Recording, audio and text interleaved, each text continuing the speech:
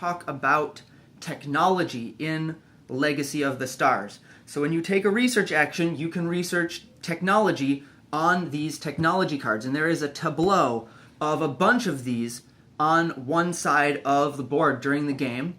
And little markers will be on them to indicate whether anyone has researched any technologies and who has researched which ones. In a 3-player game, you're going to have 7 of these available during the game. In a 4-player game, you're going to have 9 different ones available. And as you can see, each technology card is split into 3 levels. On this side, you have the cost to research each level. You have to research the levels in order. When you research level 1, you put here, and then as you go up in levels, you just move the same token. You never put multiple tokens on the same card. And over here, you see another important element of this technology card. It says first, and it has some resources listed, which might be different kinds on different cards.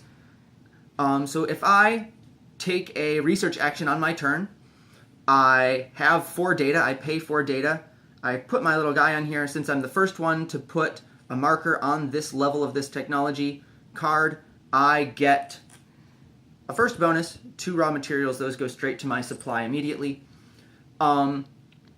And as you can see, up here at the top, it says Legacy of Enlightenment.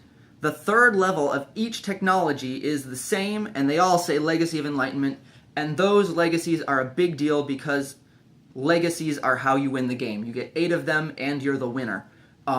So a Legacy of Enlightenment can be earned by getting to level 3, but it's not quite as simple as just, paying 4 and then 5 and then 3, for instance, on this technology, to go up to the 3rd level.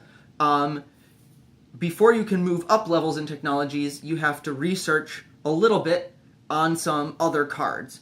So the way it works is, in order to go up to level 2, to move a peg up from level 1 to level 2, I have to have at least 2 pegs, 2 markers on level 1 on different cards. So because I now have 2 level 1 markers, I can move one of them up, level 1 markers, I can move one of them up to level 2. And then if I wanted to get up to level 3, I'd have to get another one over here. Then I have 2 on level 1, so I can move one up to level 2. And now I have 2 on level 2, so I can move one of these up to level 3. And doing all that in one turn would cost me about 25 data. That's not something you're going to get in a normal game all at once, but if you had it, you could take a research action, do all of that all at once, and get a Legacy of Enlightenment on your turn. So, there's one more rule I want to tell you about, and that is that technology cards can suffer from overcrowding as well. This top level of each card is exclusive. If I get the Legacy of Enlightenment from this Light Ships technology group, nobody else can get it from that group. They're going to have to research something else to get the Legacy of Enlightenment that they want. And if you have a card with 3 people having researched it, nobody else can research that at all. So, say I'm orange, I want to research capital ships, now I've got light ships all the way. Can't do it. There's 3 people have researched this already, nobody else is allowed. And that is very important because it means we don't have to print more than 3 of any card that you might get from a technology. And also, strategic balance and something like that. But mostly, we don't have to print too many cards. And that is how technologies work.